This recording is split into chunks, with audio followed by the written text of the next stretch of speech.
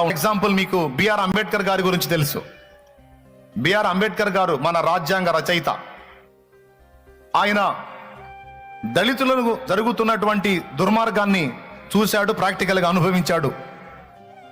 ఎంతోమంది అంటరానితనాన్ని చూపించి వారికి చేస్తున్నటువంటి దుర్మార్గాన్ని నిరసించాడు, అల్లాడిపోయాడు.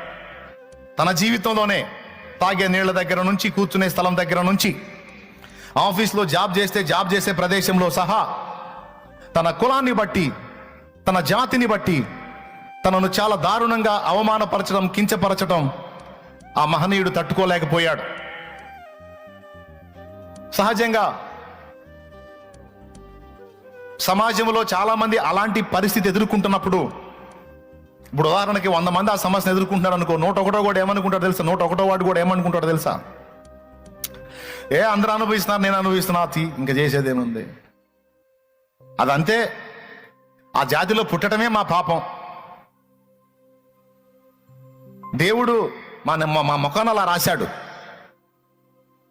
మేము అనుభవించాలి. ఇక ఈ పరిస్థితి ఎవడు మారుస్తాడు? ఈ పరిస్థితిని ఎవడు చక్కదిద్దుతాడు? ఈ రకంగా తరతరాల అవమానాలతో అన్యాయమైపోతున్న ఈ జాతి కర్మ ఇంతే అనుకోవచ్చు. మరి ఇప్పుడు 1,00,000 మంది ఆ బాధ అనుభవిస్తుంటే 101వ వాడు కూడా ఖచ్చితంగా అదే అనుకుంటాడు. ఇంతమంది అనుభవిస్తున్నప్పుడు మనం ఒక లెక్క ఏముంది అని దులిపేసుకొని వెళ్ళిపోతాడు. కానీ అంబేద్కర్ అలా రాజీ పడలా. అంబేద్కర్ మహనీయుడు అలా రాజీ పడలా. ఆయన ఏమన్నాడో తెలుసా?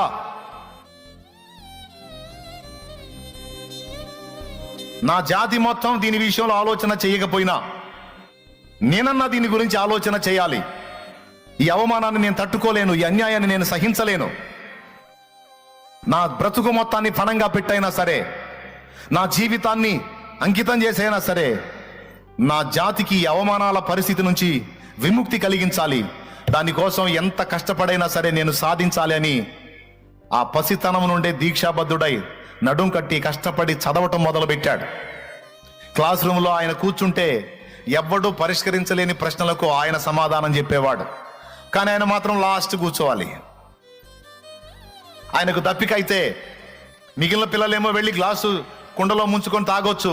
కానీ ఆయనకు దప్పికైతే ఆయన కుండ దగ్గరకు దూరంగా వెళ్ళి నిలబడి నీళ్ళని చెప్పాలి.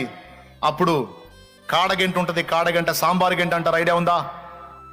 ఏమో సాంబారు గంట. పాప అందరి పిల్లల్లో ఆయన ఒక పిల్లోడు. ఎవరూ చెప్పలేని లెక్కలు ఆయన చెప్తాడు, ఎవరూ ఆన్సర్ ఇవ్వలేని ప్రశ్నలకు ఆయన ఆన్సర్ ఇస్తాడు. Class first. కానీ తాగే నీళ్లను కూడా ఆయన తాగనిలా. మిగిలిన పిల్లలందరూ వెళ్ళి తాగుతున్నారు, నన్ను ఎందుకు తాగనియరు మాస్టర్ అంటే, అరే నువ్వు అంటరాని జాతిలో పుట్టావు. ఒకసారి వెళ్ళి ఆయన అలాగా తీసుకున్నందుకు సారు కొడతాడు. నీకు దప్పికైతే నన్ను అడగాలి, నేను వచ్చి పోస్తాను. అతన్ని కేటాయించబడినటువంటి పాత్ర సపరేట్గా ఉంటుంది. ఆ పాత్రను పట్టుకుంటే, లేదా దోసిలి పట్టుకుంటే, దోసిలి పాత్ర కూడా దోసిలి పట్టుకుంటే ఆ కాడగంట తీసుకొని ఆ దోసిట్లో పోస్తే తాగుతాడు.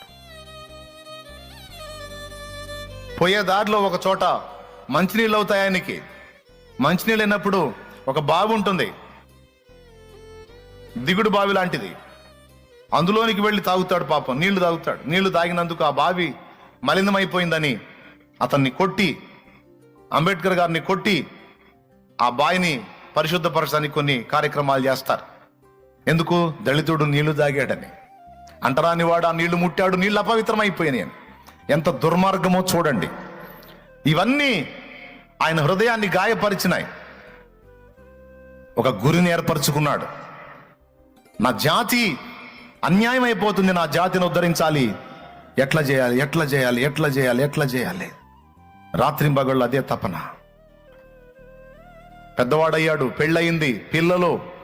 అయినా చదువు ఆపలా, చదువుతానే ఉన్నాడు. కొంతమంది కొన్ని విషయాల్లో దీక్ష బోనతారు కానీ చెంచలులు, పట్టుబడతారు కానీ చెంచలులు, స్థిరం లేనోళ్ళు ఏదో సాధించాలని కలలుగంటారు, ఏవో ఆశయాలు కలిగి ఉంటారు, కానీ 4 రోజుల్లో వదిలేస్తారు.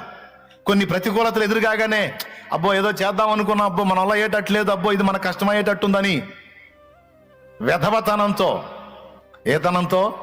వెధవతనంతో రోషాన్ని పక్కన పెట్టి ఛాలెంజ్లు విరమించుకొని తోక ముడిచి పారిపోతారు పిరిగి పందలు, దద్దమ్మలు.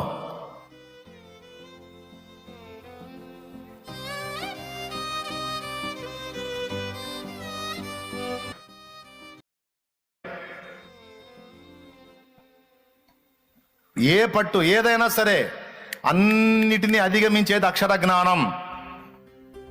కాబట్టి సమాజాన్ని శాసించాలన్నా, ఏంది శాసించాలన్నా ఎవ్వడు చదవనంత చదువు నేను చదవాలి.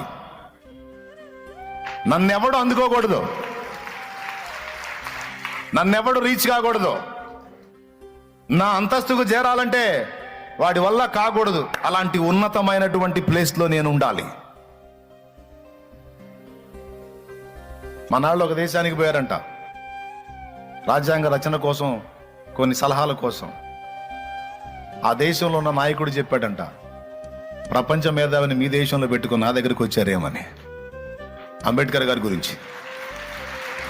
మాకు సలహాలు ఇచ్చినోడు మీ దగ్గర పెట్టుకుని, మాకు గైడెన్స్ ఇచ్చిన వాడిని మీ దగ్గర పెట్టుకుని మీరు మా దగ్గరకు వచ్చారేంది అన్నాడు. అంటే వాళ్ళు కూడా ఆయన సలహా పొందారు. ఆ రేంజ్కి వెళ్ళిపోయాడు.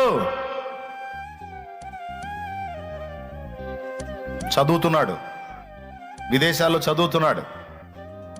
భార్య డబ్బులు పంపిస్తుంది, భార్య కష్టపడి పనిచేసి డబ్బులు పంపిస్తుంది. బాగా వినండి, ఏదైనా భూమి మీద మనం పుట్టాము, బ్రతుకుతున్నాము, జీవితంలో మనుగడ సాగిస్తున్నామంటే ఒక రోషం, ఒక పట్టుదల, ఒక గురి, ఒక భారం, ఒక దర్శనం, ఒక గమ్యం. ఆడ మనిషికైనా మగవాడికైనా ఆ గురిని పెట్టుకొని బ్రతకాలి.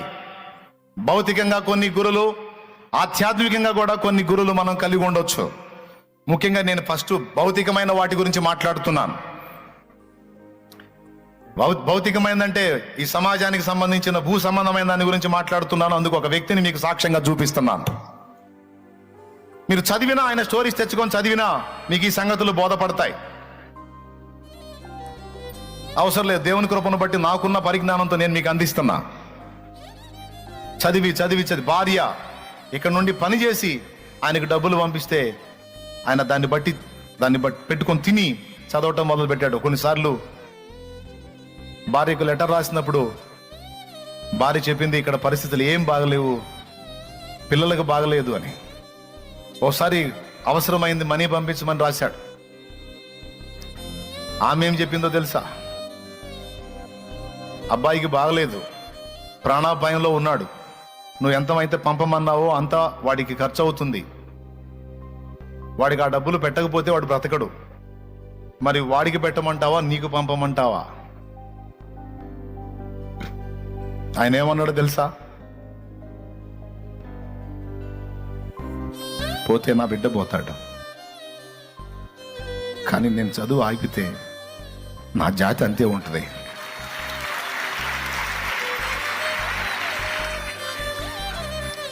నాకే పంపు, నేను చదవాలి,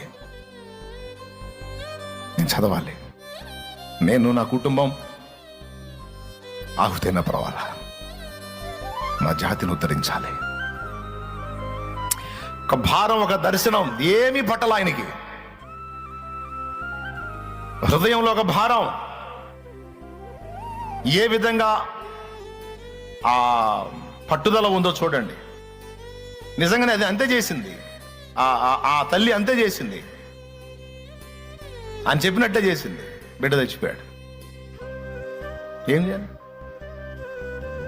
అలా వరుసగా సమస్తాన్ని కోల్పోతూ, దారుణమైనటువంటి ఇబ్బందుల్ని కొనసాగిస్తూ, చివరికి ఎట్టకేలకు రాజ్యాంగ రచయితగా అంబేద్కర్ తప్ప ఇంకొకడు లేడు అనిపించుకునే స్థాయికి ఎదిగాడు.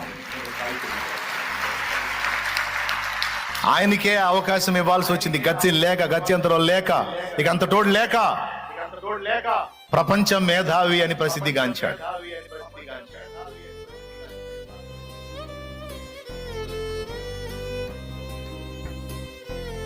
తన జాతిగా అవమానపరిస్తే, ఎవడైనా కులం పేరుతో దూషించినా, తృణీకరించినా, అంటరానితనాన్ని కనపరిచినా కొన్ని చట్టాలను చేసి, కొన్ని సెక్షన్స్ పెట్టి వాడికి వెంటనే కేసు అయ్యేటట్టు ఎస్సీ ఎస్టీ అట్రాసిటీ కులం పేరుతో దూషించిన నిందించిన మొత్తాన్ని ఎక్కడెక్కడ ఇరికిచ్చాడు. అంతేకాదు తన జాతికి ప్రత్యేకమైన రిజర్వేషన్లు కల్పించే విషయంలో ఆయన మేల్కొన్నాడు. ఈరోజు చాలా చాలా చాలా ఉద్యోగాలలో, చాలా మెయిన్ హోదాలలో దళితులు ఉండటానికి కారణం ఆయన ప్రయాస.